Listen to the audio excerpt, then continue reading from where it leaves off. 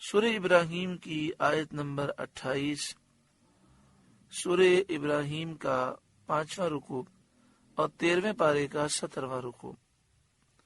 اللہ رب العالمین نے ارشاد فرمایا: الم تر الی الذین بدلوا نعمت اللہ کفرا واحلوا قومهم دار البوار۔ کیا آپ نے انہیں نہ دیکھا جنہوں نے اللہ کی نعمت ناشکری سے بدل دی اور اپنی قوم کو تباہی کے گھر لا اتارا۔ الم تر الی الذین، کیا آپ نے انہیں نہ دیکھا، بدلوا نعمت اللہ کفرا، جنہوں نے اللہ کی نعمت ناشکری سے بدل دی، وَأَحَلُّوا قَوْمَهُمْ دَارَ الْبَوَارِ، اور اپنی قوم کو تباہی کے گھر لا اتارا۔ دار البوار، تباہی کا گھر۔ جہنم، وہ جو جہنم ہے، دوزخ ہے، یصلونہا، اس کے اندر جائیں گے، وَبِئْسَ الْقَرَارِ، اور کیا ہی بری ٹھہرنے کی جگہ۔ جہنم سب سے بری جگہ ہے ٹھہرنے کی۔ بخاری شریف کی حدیث میں ہے کہ ان لوگوں سے مراد کفار مکہ ہیں، اور وہ نعمت جس کی شکر گزاری انہوں نے نہ کی، وہ اللہ عز و جل کے حبیب سید عالم محمد مصطفیٰ صلی اللہ علیہ وآلہ وسلم ہے، کہ اللہ تعالیٰ نے ان کے وجود سے اس امت کو نوازا اور ان کی زیارت سراپا کرامت کی سعادت سے مشرف کیا۔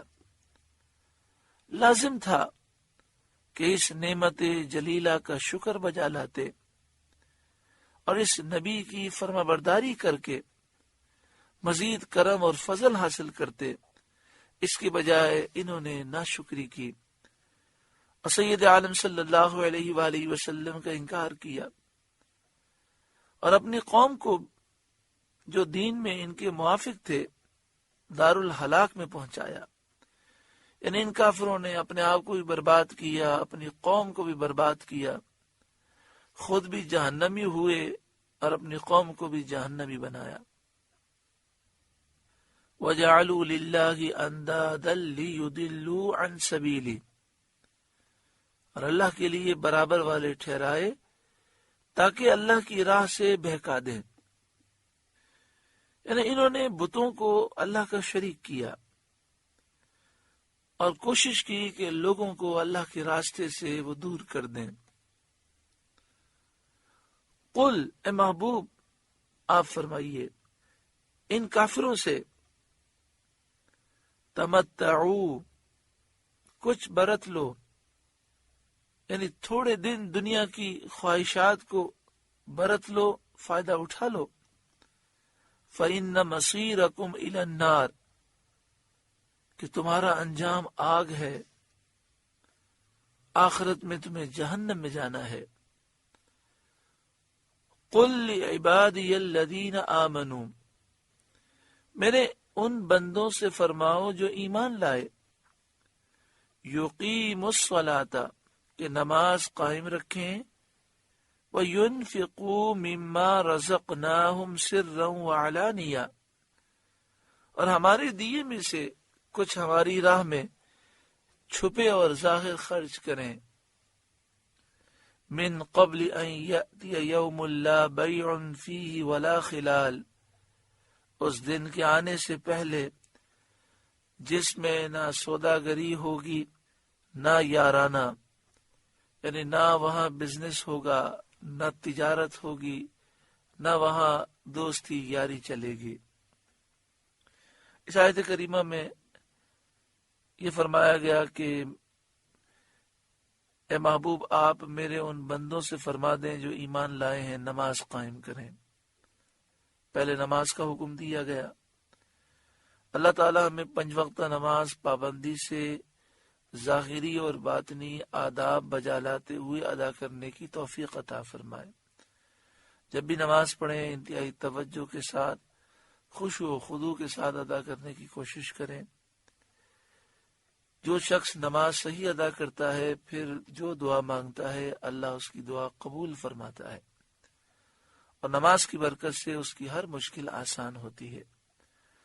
دوسرا فرمایا گیا کہ وَيُنْفِقُوا مِمَّا رَزَقْنَاهُمْ سِرًّا وَعَلَانِيَةً، جو اللہ تعالیٰ نے ہمیں روزی دی ہے اس کے متعلق فرمایا کہ ہم نے جو انہیں روزی دی وہ اس میں سے خرچ کریں، سرًا وعلانیہ، پوشیدہ طور پر بھی خرچ کریں، ظاہر طور پر بھی خرچ کریں۔ اللہ کی راہ میں دینے سے پریشانیاں بھی دور ہوتی ہیں، دنیا اور آخرت کی نعمتیں ملتی ہیں۔ جو شخص پریشانی یا غم محسوس کرتا ہو اسے چاہیے کہ وہ اللہ کی راہ میں کثرت سے صدقہ کرے، اور یہ فرمایا گیا کہ یہ سب کچھ اس دن کے آنے سے پہلے کرو جس میں نہ کوئی خرید و فروخت ہوگی نہ یارانہ ہوگا، یعنی مرنے سے پہلے خوب اللہ تعالیٰ کی عبادت کرو، توبہ کرو، کیونکہ مرنے کے بعد پھر جب قیامت قائم ہوگی تو وہاں خرید و فروخت نہیں ہوگی، یعنی مالی معاوضے اور فدیے سے کوئی چاہے کہ میں نفع اٹھا لوں، وہاں ایسا نہیں ہوگا۔ اور اسی طرح کوئی دوستی سے نفع اٹھانا چاہے تو وہ دوستی سے نفع نہیں اٹھا سکے گا، بلکہ بہت سے دوست ایک دوسرے کے دشمن ہو جائیں گے۔ اس آیت میں یہ جو فرمایا گیا کہ دوستی کام نہیں آئے گی، اس سے مراد وہ دوستی ہے جو نفسانی دوستی ہو یا طبعی دوستی ہو، اور جو ایمانی دوستی ہے جس کا سبب اللہ تعالیٰ کی محبت ہے وہ باقی رہے گی، اس کے فوائد ملیں گے، جیسا کہ سورہ زخرف میں اللہ تعالیٰ نے ارشاد فرمایا الاخلاء یومئذ بعضهم لبعض عدو الا المتقین، قیامت کے دن دوست ایک دوسرے کے دشمن ہوں گے الا المتقین، سوائے متقین کے، یعنی متقی ایک دوسرے کے دشمن نہیں ہوں گے، بلکہ ان کی جو دوستیاں ہوں گی یہ کل بروز قیامت بھی قائم ہوں گی اور ان سے وہ فوائد پائیں گے۔ کسی نیک آدمی سے دوستی کی اللہ کی محبت میں تو وہ جنت میں جائے گا تو اپنے دوست کو بھی جنت میں لے جائے گا۔